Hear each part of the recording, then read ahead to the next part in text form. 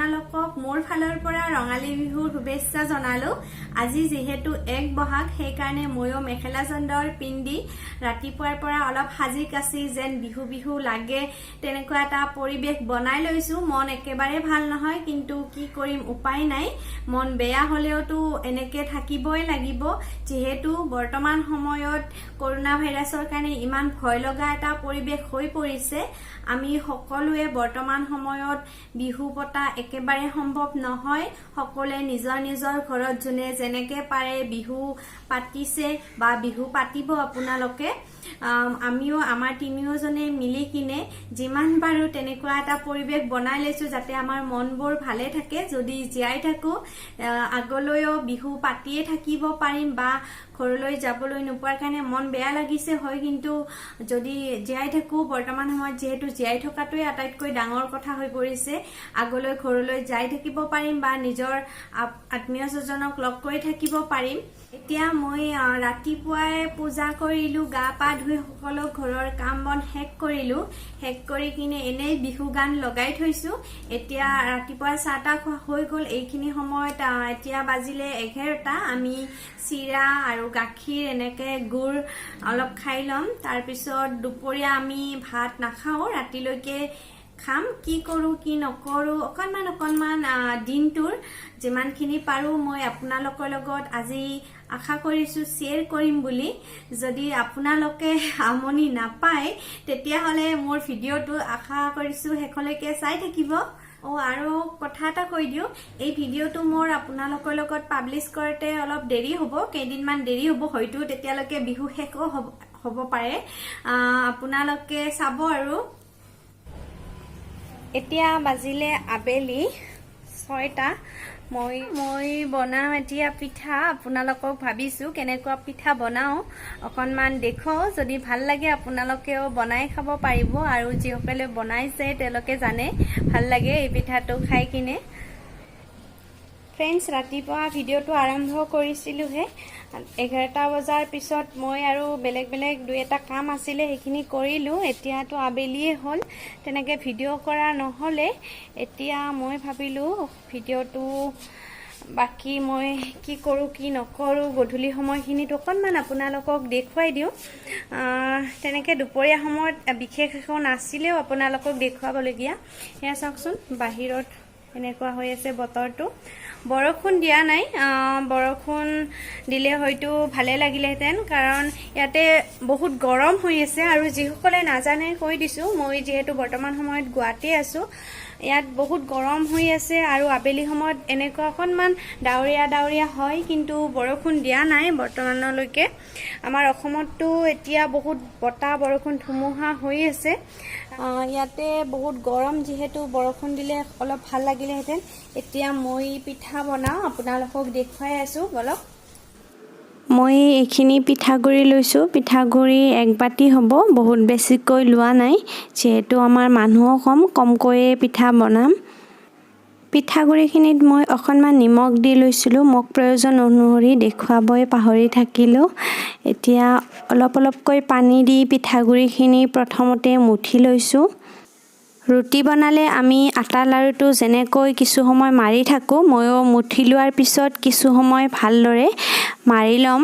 এয়া মই মাৰি লৈছোঁ। মাৰি লোৱাৰ সময়ত আৰু কিনো দেখুৱাম, সকলোৱে জানেই। কিছু সময় ভালদৰে মাৰি ল'লেহে পিঠাকেইখন ভাল হ'ব। তাৰপিছত মই 15 মিনিটৰ কাৰণে এনেদৰে ঢাকি থৈ দিছোঁ। 15 মিনিট হৈ গ'ল। এয়া লাৰুটো মই পুনৰ উলিয়াই লৈছোঁ। ইয়াতে এতিয়া মই 1 চামুচ ঘি দি ভালদৰে ঘিখিনিও মিহলি কৰি দিম। ঘি দি মই পিঠাগুড়িৰ লাৰুটো হাতেৰে এনেদৰে অলপ মাৰি লৈছোঁ, প্ৰায় 1 মিনিট সময়। এতিয়া মই পিঠা বনাওঁ। এনেদৰে সৰুকৈ লাৰু বনাই লৈছোঁ প্ৰথমতে। ফ্ৰেণ্ডছ, এই পিঠাটো বনাবলৈ একেবাৰে সহজ। মই এতিয়া হাত দুখনত এনেদৰে ঘি লগাই লৈছোঁ। ঘি লগাই লোৱাৰ পিছত মই এটা লাৰু এনেদৰে, এয়া দেখিছে, হৈ গ'ল পিঠা। এনেকৈ পিঠাকেইখন মই বনাই লৈছোঁ।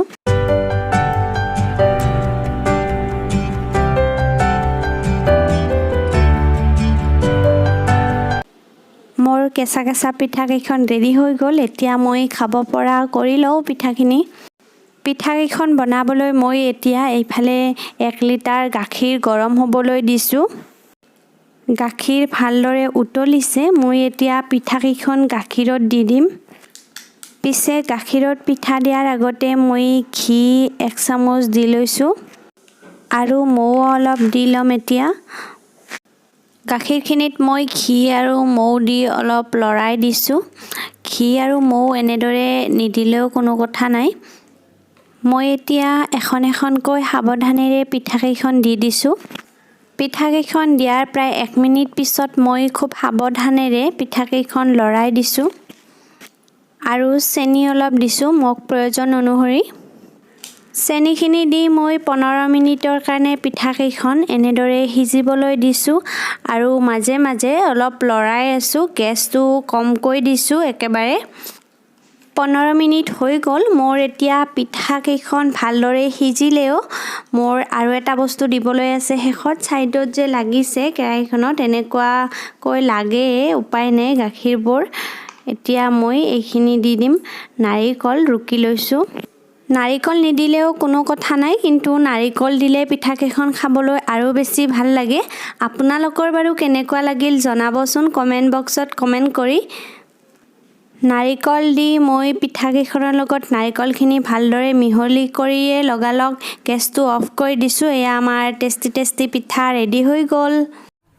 মোৰ পিঠা বনোৱা হৈ গ'ল। পিঠা বনোৱা হোৱাৰ পিছত মই একেলগে চাহও বনালোঁ। চাহ পিঠা খাই এতিয়া আহিছোঁ আৰু পাকঘৰলৈকে।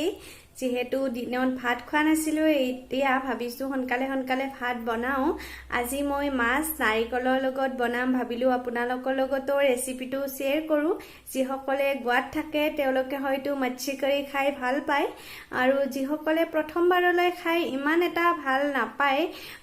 মই নাজানো আপোনালোকৰ কেনেকুৱা লাগে। মই যেতিয়া প্ৰথমবাৰ খাইছিলোঁ ইমান ভাল পোৱা নাছিলোঁ, মানে কেনেকুৱা সোৱাদটো বুজিয়ে পোৱা নাছিলোঁ। এতিয়া মানে ইমান বছৰ হ'ল যিহেতু গোৱাত থকা, খাই থাকোঁতে ইমানেই ভাল পোৱা হৈছোঁ। সপ্তাহত মানে মাছি কাৰী এবাৰ খাবলৈ মন হয়েই। সেয়েহে আজি মই যিহেতু মাছি কাৰী বনাম ভাবিলোঁ আপোনালোকৰ লগতো ৰেচিপিটো শ্বেয়াৰ কৰোঁ। যদি ভাল লাগে আপোনালোকেও এনেদৰে বনাই খাব পাৰিব। এইখিনি হ'ল নাৰিকল। এফাল নাৰিকল মই প্ৰথমতে এনেদৰে মিক্সিত মাৰি লৈছিলোঁ। এতিয়া মই ইয়াতে দি দিছোঁ এটা পিঁয়াজ সৰুকৈ কাটি আৰু দি দিছোঁ ঘৰতে পিচি থোৱা ধনিয়া আৰু জিৰাৰ গুড়ি একেলগে পিচি থৈছিলোঁ 2 চামুচ দি দিছোঁ। আৰু এতিয়া দিছোঁ মই চিলি পাউডাৰ। চিলি পাউডাৰ নিদি শুকান জলকীয়াও দিব পাৰে। আৰু দি দিছোঁ মই হালধি পাউডাৰ। মোক প্ৰয়োজন অনুসৰি মই গোটেই বস্তুখিনি দি এতিয়া মিক্সিত এনেদৰে মাৰি লৈছোঁ। প্ৰথমতে পানী দিয়া নাছিলোঁ। এতিয়া মই অলপ পানী দি আৰু এবাৰ মিক্সিত মাৰি ল'ম। একেবাৰে ভালদৰে মিহি হোৱালৈকে মই মিক্সিত মাৰি লৈছোঁ এইখিনি। এতিয়া মই কেৰাহী এখন লৈ লৈছোঁ। কেৰাহীখনত এনেদৰে এইখিনি দি দিছোঁ। কেৰাহীখন গৰম নহ'লেও কথা নাই। কেৰাহীখন মই দিয়াৰ সময়লৈকে অলপ গৰম হৈছিলে, কোনো কথা নাই বাৰু। তাৰপিছত একো দিব নালাগে, ডাইৰেক্ট এইখিনি দি দিলে হ'ল। তাৰপিছত অলপ বেছিকৈ পানী দি লৈছোঁ। পানী বেছিকৈ দিয়াৰ কাৰণ আছে। মই আঞ্জা কিন্তু দুজনে খাব পৰাকৈহে ৰাখিম। পানী বেছিকৈ দিয়াৰ কি কাৰণ আছে দেখুৱাইছোঁ। পানী দিয়াৰ পিছত মই প্ৰায় 5 মিনিট সময় ভালকৈ জুই দি উতলিব দিছোঁ আঞ্জাখন। আঞ্জাখন ধুনীয়াকৈ উতলিছে। এতিয়া মই মাছ দি দিছোঁ। মাছ কিন্তু মই ভাজি লোৱা নাই, কেঁচাই এনেদৰে মোক যিমানখিনি লাগে ইমানখিনি মাছ মই লৈ লৈছোঁ। এতিয়া এনেদৰে দি লৈছোঁ মাছখিনি। মই মাছ দিয়াৰ আগতে তেতেলী আধা চামুচ দিছিলোঁ, দেখুৱাব পাহৰিলোঁ। এই মাছৰ আঞ্জাখনত তেতেলীটোৱে মেইন, দিবলৈ নাপাহৰিব আপোনালোকে যদি বনায়। এতিয়া মই মিডিয়ামকৈ জুই দি আঞ্জাখন এনেদৰে উতলিব দিছোঁ। মই নিমখো দিছিলোঁ, দেখুৱাব পাহৰিলোৱে। মাজে মাজে তেনেকুৱা সৰু বস্তুবোৰ দিলে মই দেখুৱাব পাহৰিয়ে যাওঁ, তাৰ কাৰণে মোক ক্ষমা কৰিব। এই ৰেচিপিটো বনালে মাছবোৰ ভাজি নিদিয়ে। মই সেইকাৰণে পানী বেছিকৈ দিছোঁ, মাছবোৰ যাতে ভালদৰে সিজি যায়। এয়া আমাৰ ফিছ কাৰী ৰেডি হৈ গ'ল। মই আজি পিছে ভাংৰা মাছ বনাইছিলোঁ। এই ৰেচিপিটো বনালে মাছকেইটা অলপ ডাঙৰ হ'লে আঞ্জাখনৰ সোৱাদটো আৰু বেছিকৈ পোৱা যায়। আজি পিছে আমাৰ মাছকেইটা অলপ সৰু আছিলে, হ'লেও বনালোঁ যিহেতু আপোনালোকৰ লগতো ভিডিঅ'টো বনাই শ্বেয়াৰ কৰিলোঁ। যদি ভাল লাগিল আপোনালোকেও বনাই খাব পাৰিব। মোৰ এতিয়া ভাত বনোৱা হৈ গ'ল। বহুত গৰম হয়, বাপৰে বহুত বেছি গৰম হয়। মচ্ছি কৰি বনালোঁ, মাছ ভাজি আছে আৰু ভাজি এখন বনালোঁ, হৈ যাব আৰু যিহেতু এতিয়া চব্জি পাচলি পাবলৈও নাই, বিহু বুলি মাছেৰে চলি যাব। ভাবিলোঁ আপোনালোকৰ লগত ভিডিঅ'টো শেষ কৰোঁ আৰু দুআষাৰ কথা পাতি লওঁ। আপোনালোকৰ ভিডিঅ'টো চাই কেনেকুৱা লাগিল জনাব। ভিডিঅ'টো মই কিমান তাৰিখে বা কেতিয়ালৈকে পাব্লিছ কৰোঁ নাজানো, অলপ দেৰি হ'ব। পাৰ্চনেল প্ৰব্লেমৰ কাৰণে অলপ দেৰিকৈয়ে পাব্লিছ কৰিম। মই ভিডিঅ'টো চোৱাৰ কাৰণে আপোনালোকক বহুত বহুত ধন্যবাদ জনালোঁ শেষত। আৰু মোৰ চেনেলটো যদি নতুনকৈ চাইছে তেতিয়াহ'লে মোৰ চেনেলটো ছাবস্ক্ৰাইব কৰিব আৰু মোৰ ভিডিঅ'টো চাই কিনে এটা লাইক কৰিব নাপাহৰিব। পাৰে যদি মোৰ ভিডিঅ'টো শ্বেয়াৰ কৰি দিব। Bye bye, love you everyone.